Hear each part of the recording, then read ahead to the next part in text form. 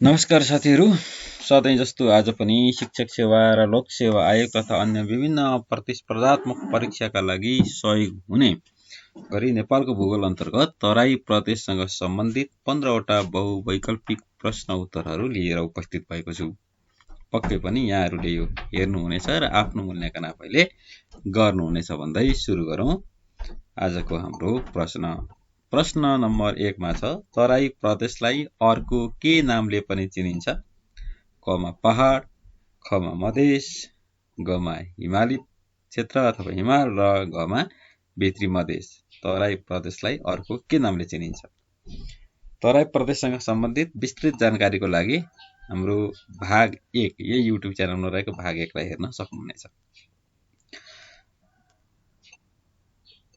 यसको सही उत्तर रहेको छ मधेस पनि भन्ने गरिन्छ। लगाउँ दोस्रो प्रश्नतर्फ।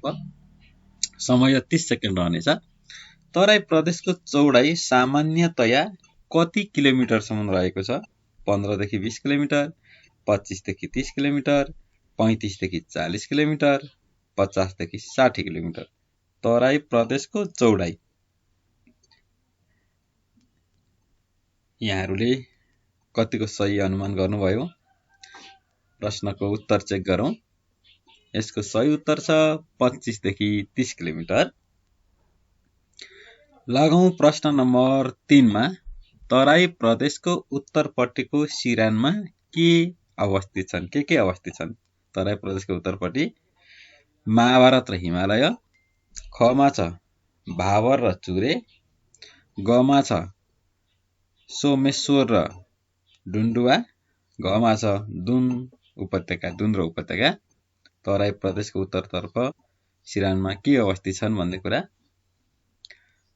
यसको सही उत्तर छ भावर र चुरे।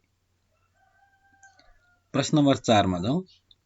सन् 1960 सम्म तराई क्षेत्रमा कुन जातिको बाहुल्य थियो?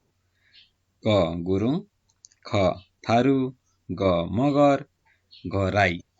मैले यो विषयसँग सम्बन्धित तराई प्रदेशसँग सम्बन्धित पाठ्यवस्तु महत्त्वपूर्ण बुदाहरूलाई चाहिँ मैले अगाडि भाग 1 मा पनि समावेश गरेको छु र यहाँहरूले भाग 1 मा पनि विस्तृत रूपमा हेर्न सक्नुहुनेछ। यसको सही उत्तर रहेको छ थारू। त्यस्तै प्रश्न नम्बर 5 मा जाउँ। तराई प्रदेश समुद्री सतहबाट कति मिटरको उचाइमा रहेको छ? क 60 देखि 600 मिटर, ख मा 100 देखि 1000 मिटर, ग मा 380 देखि 610 मिटर र घ मा 50 देखि 500 मिटर। कति मिटरसम्म रहेको छ भन्ने कुरा हो तराई प्रदेश। यसको सही उत्तर छ 60 देखि 600 मिटरसम्म तराई प्रदेश। कतै कतै चाहिँ हामीले 59 देखि 610 मिटरसम्म पनि भन्ने गरेको पाउँछौँ, तर हाम्रो नेपाल परिचय नेपाल सरकारबाट प्रकाशित पुस्तकमा चाहिँ 60 देखि 600 मिटरलाई चाहिँ तराई प्रदेश भनेको छ। अर्को प्रश्न नम्बर 6 मा जाउँ। तराई प्रदेश अन्तर्गत जम्मा कतिवटा जिल्लाहरू पर्दछन्? 15 जिल्ला, 16 जिल्ला, 18 जिल्ला र 21 जिल्ला।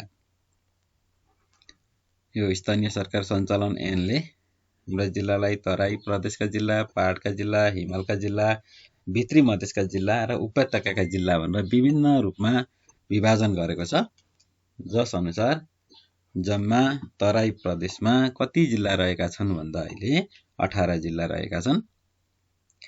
अर्को प्रश्नमा जाउँ। प्रश्न नम्बर 7 मा।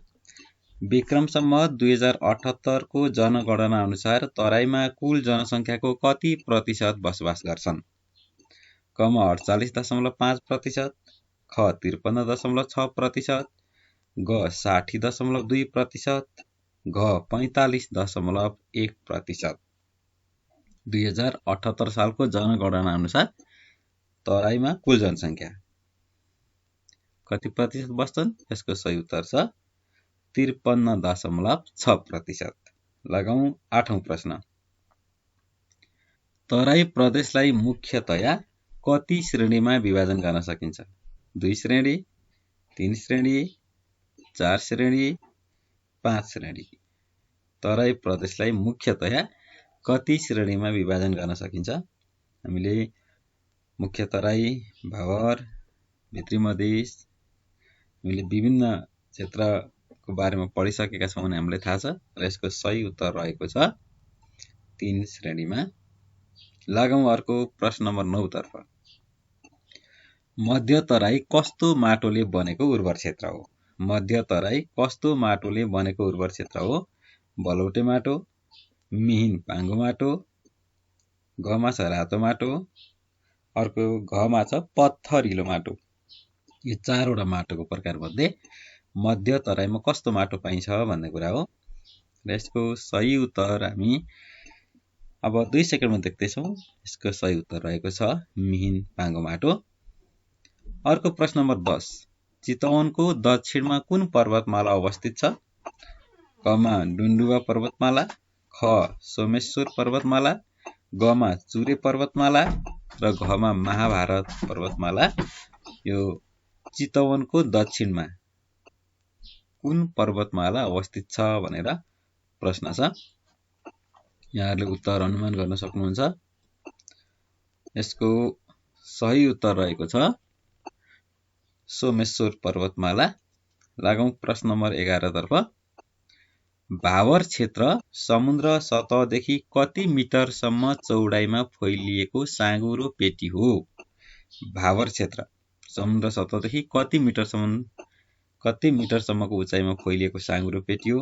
कमा छ 380 मिटर, खमा 610 मिटर, गमा 600 मिटर र घमा 250 मिटर। यसको सही उत्तर रहेको छ भावर क्षेत्र चाहिँ समुद्र सतहदेखि 380 मिटरसम्मको उचाइमा फैलिएको साँघुरो पेटी हो। प्रश्न नम्बर 12 मा जाउँ। भावर प्रदेशले मुलुकको कुल क्षेत्रफलको कति प्रतिशत भूभाग ओगटेको छ?